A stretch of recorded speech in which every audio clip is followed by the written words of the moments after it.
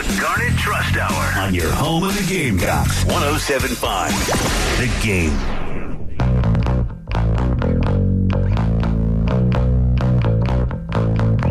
And welcome in to the Garnet Trust Hour here on 107.5 The Game. Tyler Head, Chris Clark, and Wes Mitchell, along with you with today's special guest, BJ Mack, who is one of the newest additions to the South Carolina basketball team for the 2023 season, coming in out of the transfer portal from Wofford. BJ, thanks so much for joining us. How are you doing this morning? Hey, I'm doing good. Doing very good. We're very excited to have you here. Done anything radio related before? Yes, I have. Back at Wofford, I did. Okay, awesome. Yeah, he was just telling us this is not his first time, so this should go well. BJ, we got to start with the obvious, and that is how you ended up at South Carolina. So whenever Coach Paris talks about your recruiting process, he always tells that story about how he was, I think, going to the SEC tournament, and I picture him just like finding out you're in the portal and just like hitting the exit, going by Charlotte and being like, I got to go see this guy. But he always talks about how he basically was like, I got to get there quickly and made it a priority to go see you. So how kind of take us through it. How did that first meeting with Coach Paris go? And did you realize at the time that he had basically just like took the team bus, I guess, at the Charlotte exit up there? When I first entered the portal, Coach Paris was the first coach to call me and my dad. And when he told me, he's like, I'm going to come and see you. I don't care when it is, what time it is, to be able to see you. So he hopped out. I guess he hopped off on the bus and came straight there. I was at Wofford at the time. So we met at the gym and was able to talk for a little bit. And then I knew from right there that he showed that I was a priority for him. So what was it? What was the message that he gave you? You know, the first time that you guys were able to kind of have that conversation, or even if you get into more of the in-depth conversations that you guys were able to have, what was his pitch, I guess, for lack of a better term? I know he wasn't trying to, sell you on something, but what was the message like from Coach Paris as to why you should join the program? His message was just being able to play at home, also being able to be a part of being able to bring back South Carolina to a legendary state, just like Sindarius was when he was here a couple of years ago. So just being able to restore that legacy that South Carolina has. And given that Coach Paris was at Chattanooga for a couple seasons there, he's obviously very familiar with your game at Wofford. How much did you know about Coach Paris prior to talking to him, when he was recruiting you here to come to South Carolina? I knew a little bit about him, just like you said, playing against him at Chat for 2 years. So I had a good understanding of how he coached and how he feeds his players, and also just by talking to guys like Malachi, who just played last year at Gonzaga, and DeSosa, who was just there at Chat. So just talking to them when I was in the transfer portal, seeing how they felt, how he was treated. So, BJ, when it became decision time, were there some other schools that were kind of right there with South Carolina? Like, who kind of did it come down to, or was it more just like, all right, South Carolina is kind of just where I want to be? It came down to choosing between South Carolina and Alabama. It was really like, do I feel like I want to go home for my last year of school, or do I want to play away from home? And I felt like I want to be able to play at the highest level and be able to play close to home. I have a lot of family that lives around here in Columbia and in Charlotte, so I felt like it was just a great idea just for that. Did you follow some of the social media reaction when you committed? Like I felt like it was like a really big deal around here. Coach Beamer from football, I guess he couldn't say your name yet, but he was like tweeting beforehand. I think maybe Coach Staley was tweeting about a big day for men's basketball. What was that moment like, not just for you, but then to just see kind of the reaction from Gamecock Nation? It was great. It was such a positive thing coming back. I felt like I got shown a lot of love, even on my visit when I came, that a lot of people were just saying, hey, we really want you. Hey, this is a family here. Just welcome home. So I felt like it was a great thing. How did you tell Coach Paris that you were coming? So when I called him, at first he was nervous. He was like, I hope this is a great call. And I was like, yes, sir, it is. So I just told him, and it was around probably 10 p.m. when I told him the night before. And he was just excited. He was saying that he was up, running up and down the stairs at his house. So that was the night before you went public, sort of? Yes. How does that process work on on your end of it? Are you like, all right, coach, I'm committing, just don't tell anybody yet. I'm gonna put some stuff out tomorrow. Yeah. How does that work on your end? So the night before, you'll call all the coaches that were in your final 5 or 4 and explain to them oh, this is the reason why I won't be continuing to go to whatever school that is. So I called all the coaches and let them know. They were all just class X about it. It was we understand. We just wish you the best of luck during the season. Hopefully it's not a play when you play against us, but hey. Yeah. What did it mean to you that Coach Paris was the first one to reach out to you once he found out that you were in the portal? It meant a lot. It really showed that I was such a priority for him, and being able to be one of the first guys in the portal for a grad student. And it just showed that hey, he's putting this priority on me. I have to take notice of that. And when you're in the portal, you will see a lot of people that just look at stats and numbers and not really look at, all right, this is the guy that I want, and how can he help my team get better, but also how can we help him get better to reach his next goal? And that's what Coach Paris showed me. Wes and I talk a lot. We do a lot of football recruiting coverage, right? And so it's always interesting to see, we feel like it's different. Guys coming out of high school in the recruiting process versus the transfer recruiting process seems a little different.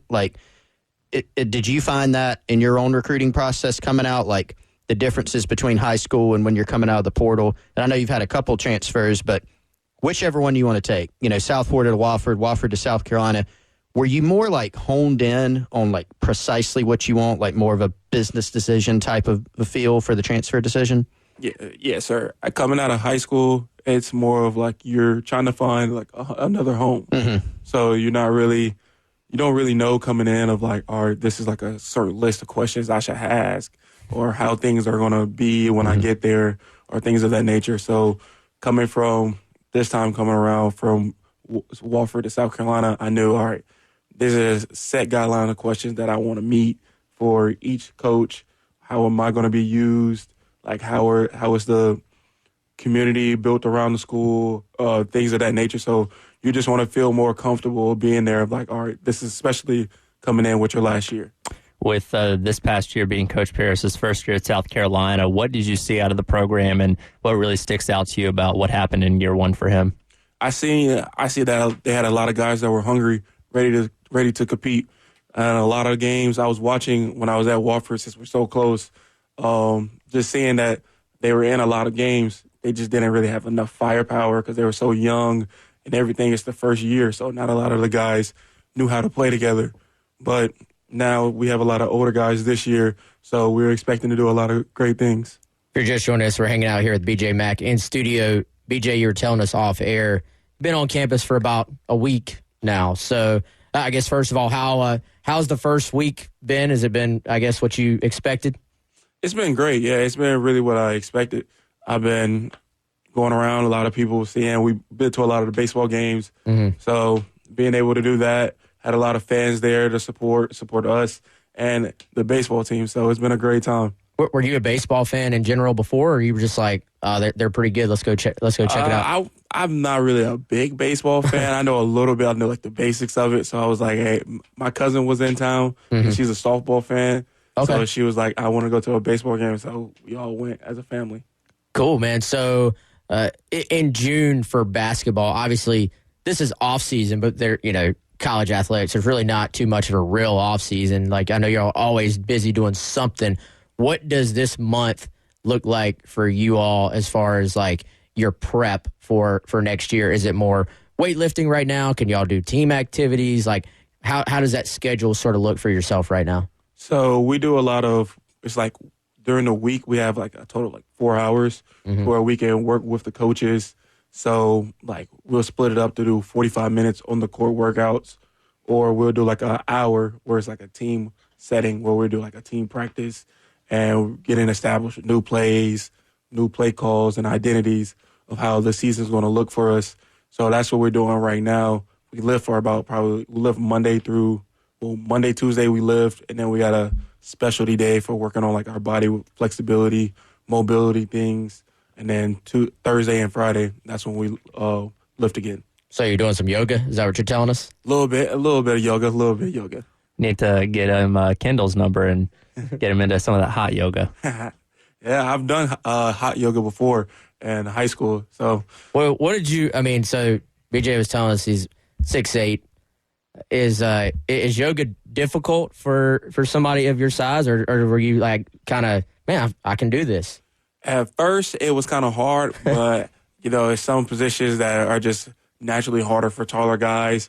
But as you go on and you progress throughout it, it gets a lot easier.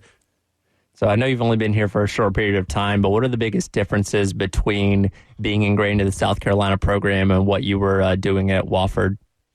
Just the community base. Wofford has a small little community.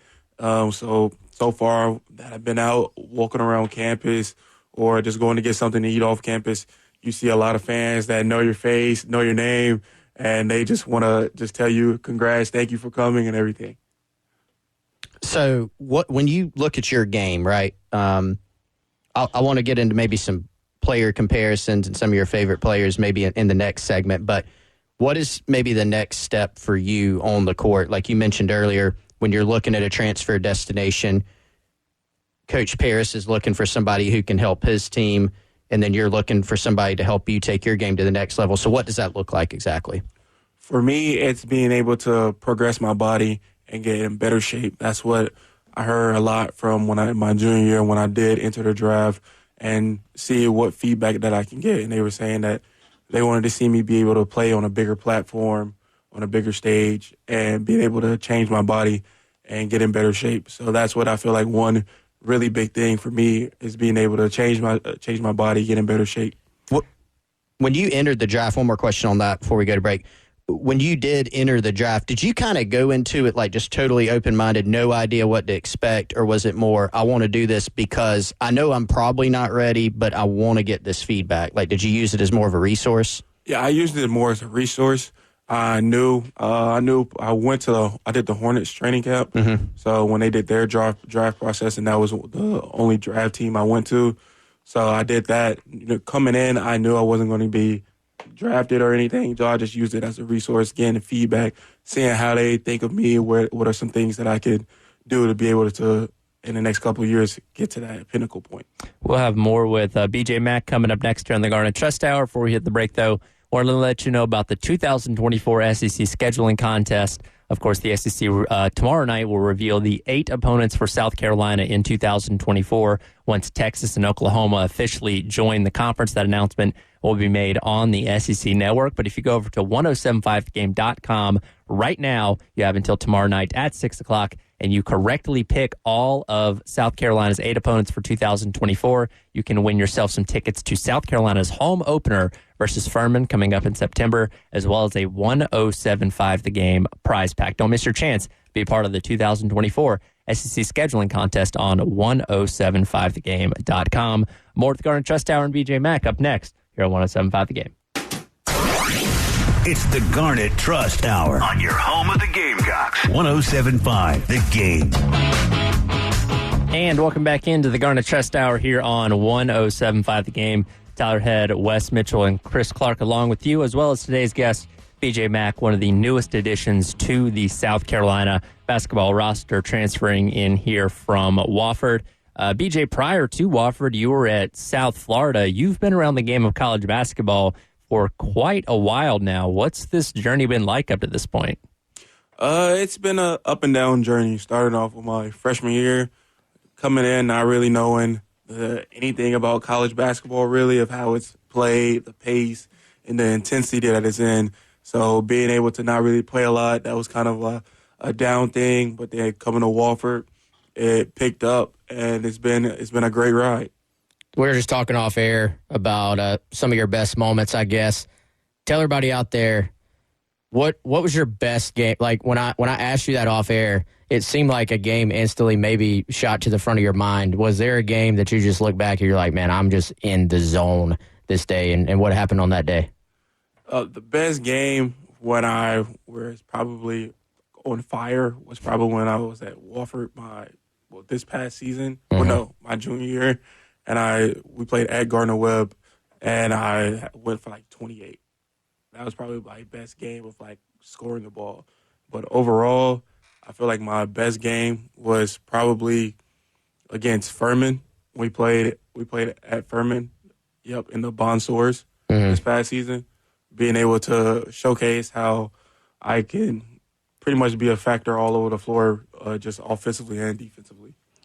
Something that Coach Paris pointed out after you officially signed and he could officially talk about you was just how well-rounded your offensive game is. So I feel like it's pretty unique, right? Because you're 6'8", you're a 6'8" big man, but you're a really strong free throw shooter, and you can also shoot the three, right? So tell us about how you became such an adept shooter, and did the three-point game kind of develop since high school? Was that something, or is it something you've always kind of had in your bag?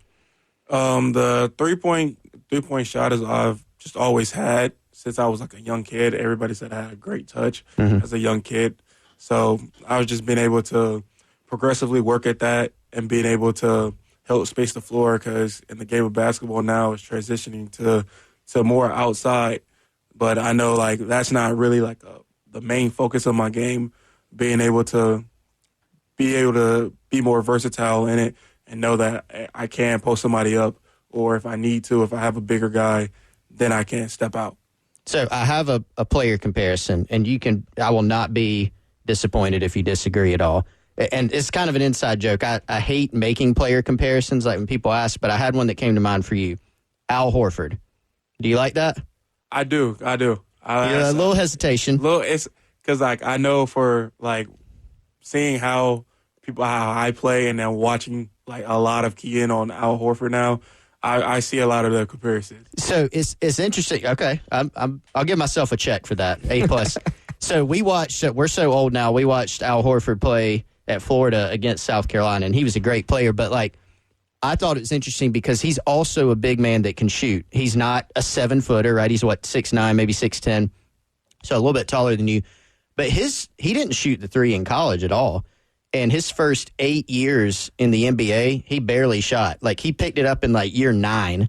And now you look at this past season, I think he took the most threes he ever took, and he's like 40-something%.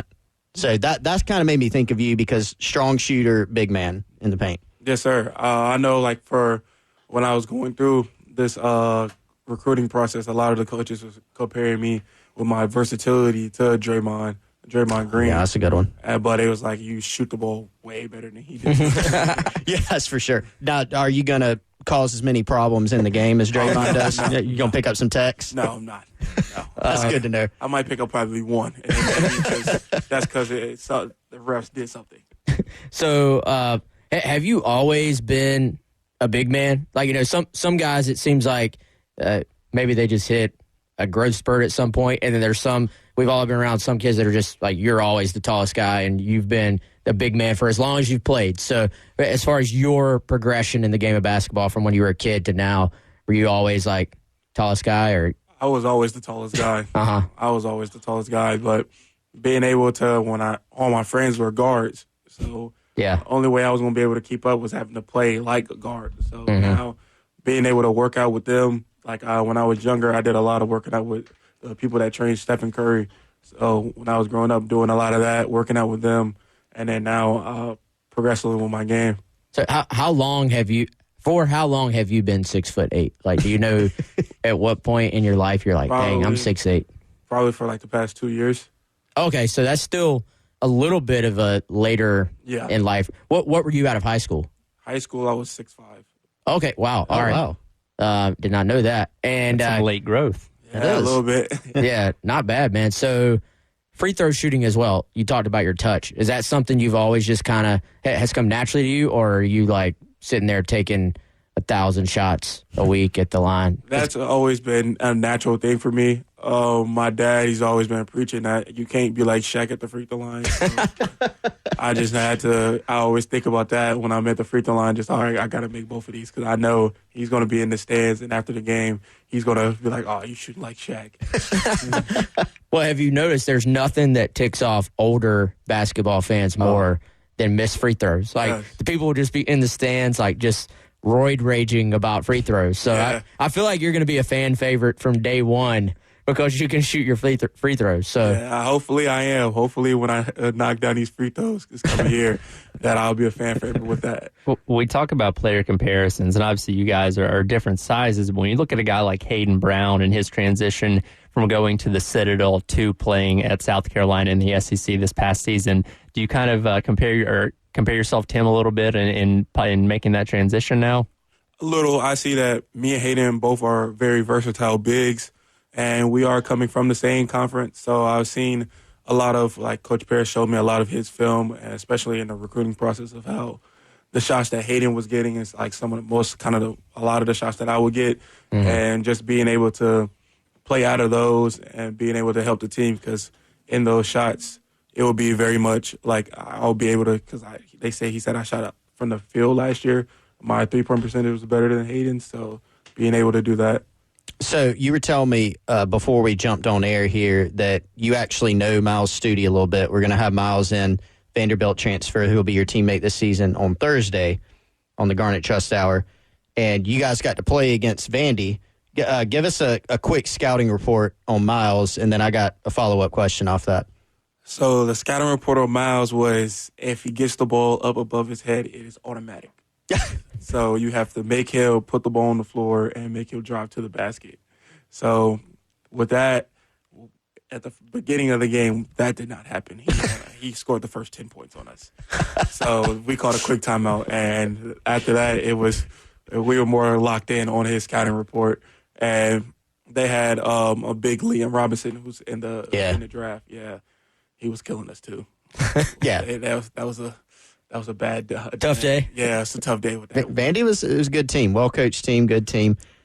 So given that at Wofford, you guys played obviously in your conference, but you also stepped out and played, SEC teams and big-time competition, had some really good teams in your own conference as well. But now that you've had a taste of it, at Wofford, what was the biggest difference between, if you look at a Southern Conference team versus a Southeastern Conference team?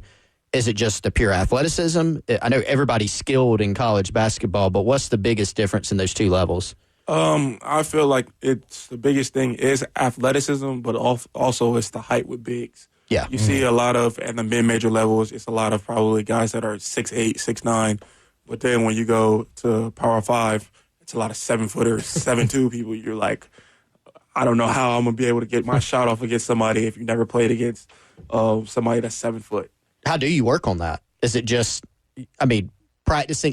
You're going to be going and practice against Josh Gray, for example, who's a 7-footer. Like, is that really what it is? Yeah, for me growing up at AAU, I've seen a lot of 7-footers. So I know when I was younger playing against them that, all right, that's how, if I'm play at the highest level, I have to play against him. I have to be able to find ways to get my shot off. And also playing against older guys when I was younger, that were bigger, stronger than me. All right, I know if I'm going to be able to compete and play at that level, I got to find a way to get my shot off. I took my stab at the player comparison earlier, but what players at the pro level do you watch, if any, that you kind of try to model your game after and take things from? I try to model, like now I'm looking during the finals, watching Jokic of how he's being able to be versatile with passing and how he affects the game with probably shooting less shots than anybody, because he scored in the first game. He took probably 3 shots in the first half, but already had a double-double, and that was it, with rebounds and assists. Mm-hmm. So it's like he's affecting the game in so many different ways. So I try to be more like that. And also, like I said, my player comparison with Draymond, still being versatile, being able to be a defensive anchor, we're still working on that. We'll have more with BJ Mack coming up next. Before we hit the break, though, I want to let you know about the 107.5 The Game Craft Beer your passport. Head on over to 1075thegame.com and click on Sweet Deals. You can purchase yourself a craft beer passport for just $99. It's a $285 value. Get it over 15 locations around the Midlands. Again, all yours for just $99. Head on over to 1075thegame.com and click on the Sweet Deals tab for your craft beer passport. More of the Garnet Trust Hour with BJ Mack coming up next here on 1075 The Game. What we're talking about on 1075 The Game. Sponsored by Love Chevrolet. And back into the Garnet Trust Hour here on 1075 The Game. Todd Head, Wes Mitchell, Chris Clark, along with newest addition to the South Carolina basketball team, BJ Mack. And you mentioned it briefly there in the last segment, looking at the way Jokic played in the NBA Finals. Of course, the Nuggets wrapping up the championship last night over the Heat. What are your thoughts about what you saw in the finals? Were you cheering for the Nuggets, or did you not really care either way? I was cheering for the Nuggets. I was saying before that it was going to be Nuggets in 5, and I made a great prediction. So, who's the best basketball player of all time, BJ? Oh, God. Oh, not Here we that go. question. Here we go. That's the GOAT, LeBron James. Who was it that we had in the other day that said it was LeBron all the way? Somebody from the football team. Help us out, Tyler. You have I think it's Mo Kaba. Maybe? It might have been. That's where my head went, Mo Kaba. I think that's right. We need to get a player, like a Garnet Trust Hour player roundtable, and have arguments on. All right. No, I don't even think that this would be close because, all right, BJ, among your teammates, and just teammates in general, I know you're just getting maybe to know some of the guys here at Carolina, but even going back to Wofford days, do most guys like around your age agree that LeBron is the GOAT, or is there like arguments about it in the locker room? It's arguments about it, but majority of the people say it's LeBron. And then all old heads say Jordan. Say Jordan. Yeah. Well, I mean, we got to understand he would have never seen Jordan play live. It would have had to have been highlights or watch a thing like The Last Dance. So his entire lifetime watching basketball has been nothing but LeBron, correct? Yeah, but the old heads only remember the shots Jordan made and don't remember the shots he missed, I feel like. No. They never forget the first 7 years of Jordan's career. And a lot of the old heads also don't watch current day NBA, right? So there's always like some recency bias in it. Yeah. All right, well, let me get your take on this one. So one more like NBA, like pro basketball question. I can't stand when people say the 72 Celtics would destroy the Warriors or whatever. I'm like, man, it would not. It would be like 120-4.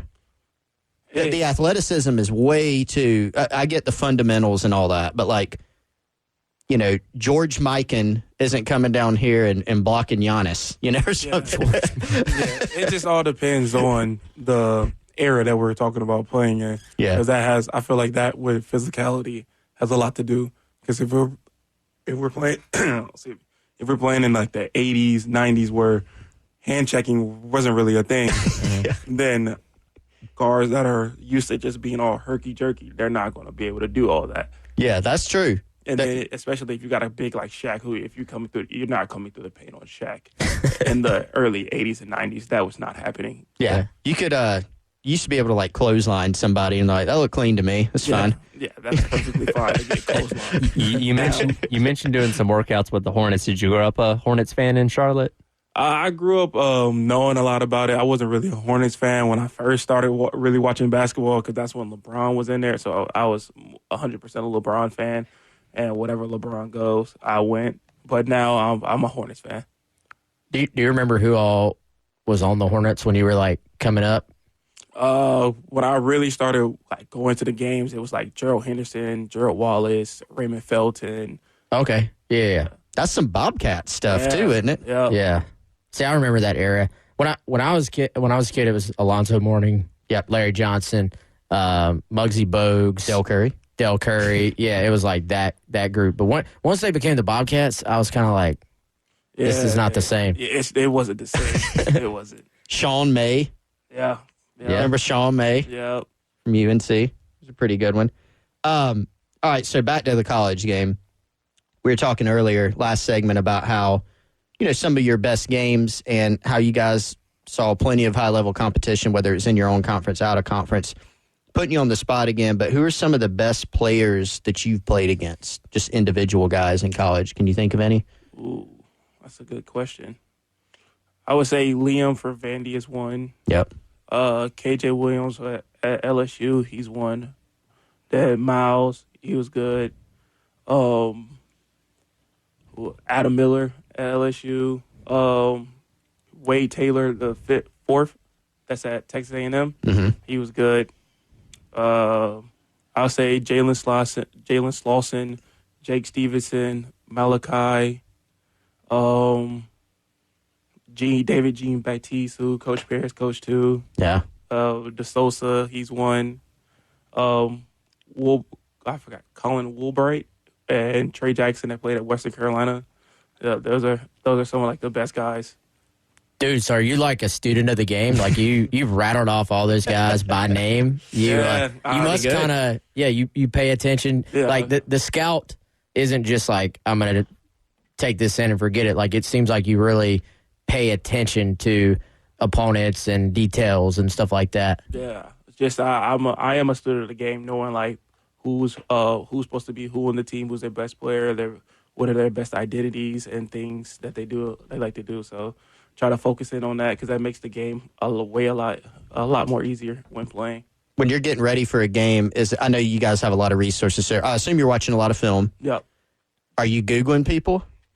No, I'm not Googling people. Not to get like personal info to start talking about their girlfriend during the game or anything, but I'll probably go back and watch like the couple of most recent games, or like if they have highlights, watch them and see what are some things that they like to do, whether it's like, oh, does he like to do a step back going left, or does he like to do a crossover, things like that.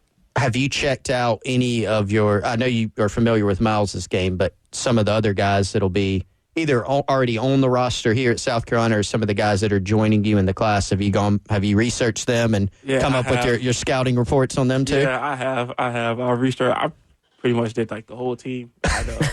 Just to see who I was going to play with and like what are some of the things to know coming in when we started playing in practice. Like, all right, I know this guy likes to shoot here, or I know he likes to do this when I'm playing on defense. Give us a little bit. Yeah, right? give us a little bit. Let's go through a couple guys here. Cooper. Talon? Yeah, Talon Cooper. All right. What's Talon is a pass first point guard. He likes to do a little left to right crossover going down, and he likes to shoot like a nice little floater if he gets your hip a little bit. Hopefully, none of the other SEC teams are listening. Free scouting reports from BJ Mack. But by the way, he's a newcomer as well, transfer. Yep. Have you transfer guys like bonded together? I mean, y'all are all kind of coming in together. You all, it's kind of interesting. You all have had different experiences to this point, but you all have gotten here the same way, via the transfer portal. I know me and Talon have. He's originally from South Carolina, from Spartanburg. So, like, anytime he was back at home, we'll play pickup against each other and things like that. So, we built a little connection right now. But I know Stephen Clark, who's from Charlotte with me. I went to high school with him before he went to Metro Christian in Charlotte. So, I knew him coming up. Any other scouting report? Give us one on Stephen Clark. So, when we played against Citadel, it was make sure Stephen does not get to his right hand. Because if he's going to his right hand, it's going to be a long night for us.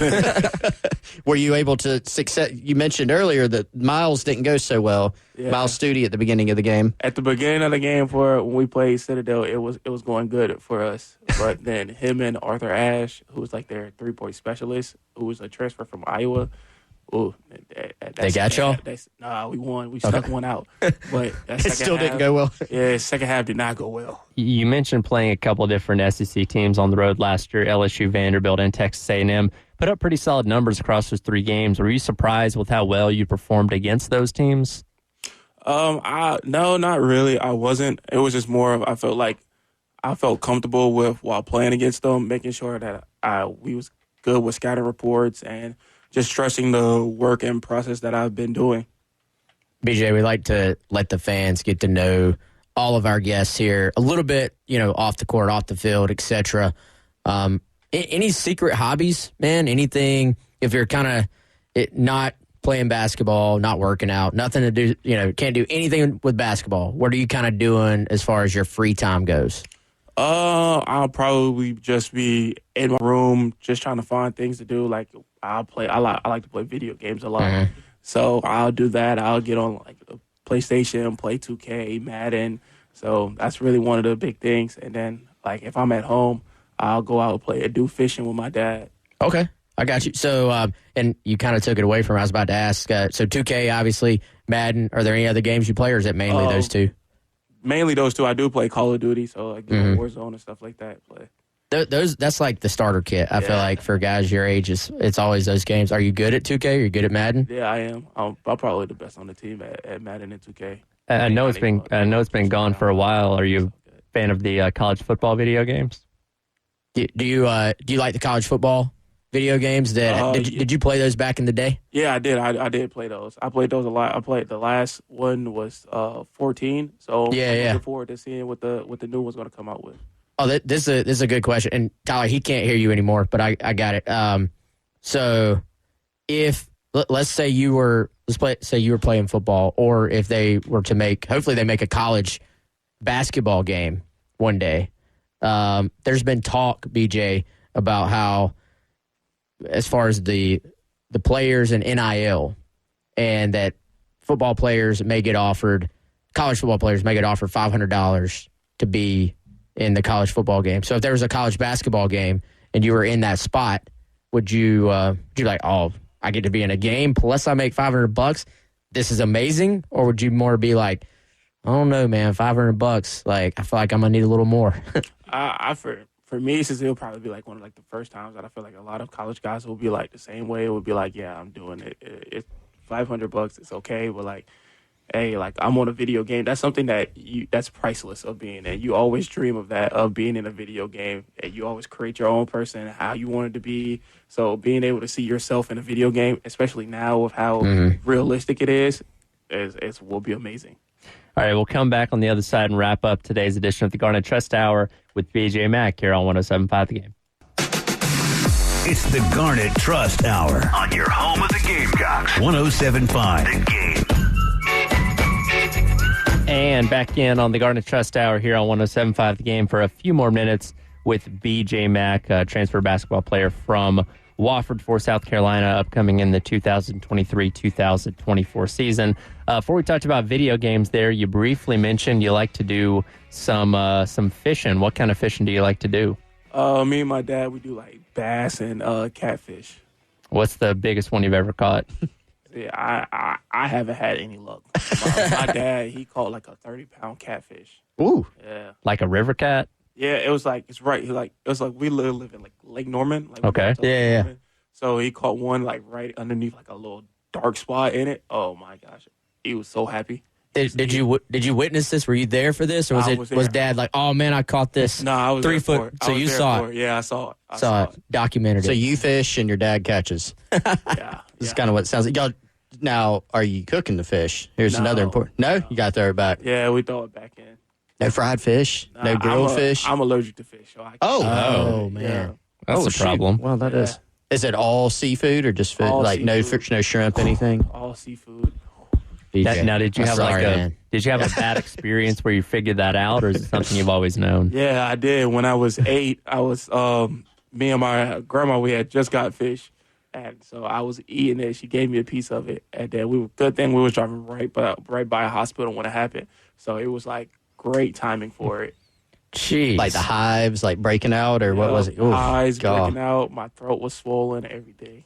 Man, that is rough. Way to bring down the mood, guys. Like, All right, well, you can't eat fish. So what do you like eating? I like to eat like chicken. Like my favorite is tacos. I really like jambalaya. Oh, nice. So tacos, pizza. I'm pretty much just like a typical. All the good stuff. Yeah, all the good stuff. Yep. The really good stuff. So you mentioned your dad. I know we didn't get to the link until late here, but do you have some family, friends that are listening in or going to be listening later on you want to shout out maybe? Yeah, my mom, dad, my sister, my cousin here, Simone. She's actually at the softball field right now. So she's working out for them right now. My grandma, my aunt, uncles, and my cousin Isaiah, that plays at UAB. Cool. Yeah, whole fam. Shout out to them. Appreciate them listening. Hey, so did you grow up a Gamecock fan, or who did you grow up pulling for college-wise? Did you have a team or not really? College-wise, I was a Duke fan growing up. Okay. Yeah, I was a Duke fan growing up. So I mean, you're in like the key state for college basketball right there up in Charlotte, right? Yes, sir, I am. You ever been to? Did you go to any Duke UNC games back in the I day? You ever did. been to one? Yep, I did. Pretty crazy? I went to when Grayson Allen hit the three at the Dean Dome. I was literally sitting courtside. I didn't know whether to be happy because I was on a recruiting visit for UNC. So I didn't know whether to be happy and like jump up and down or just sit there and just be like, oh, okay. Grayson Allen's a very controversial figure. Ooh, what are your yeah. opinions on him? I feel like it's been a rough patch for Grayson. He was especially when he at first couple of years at Duke, he was great. Didn't have any problems. Then he started tripping people, and it just went downhill. So he just got a bad name now. Do you have a hard time rooting for him? I did at first. I did. It's like, well, like if he played for UNC, he'd be like your most hated player. Oh, yeah, but then for sure. you Duke, you kind of like grit Yeah. your teeth and root Yeah. for him a little bit. You're like, it's not gonna happen again. It was just a timely mistake. Then it happened again. I was like, yeah, I can't help you no more, man. Can't defend that. Can't defend that one. That's the way it always is, though. When they're in Oh, yeah. your team's jersey, oh man, he did not mean to Yeah, he do didn't that. do that. He didn't. Purely an accident. So what did you decide? Did you jump up and down and cheer, or did you do like one of those jump up and then sit back down? Yeah, or- I did one of those like,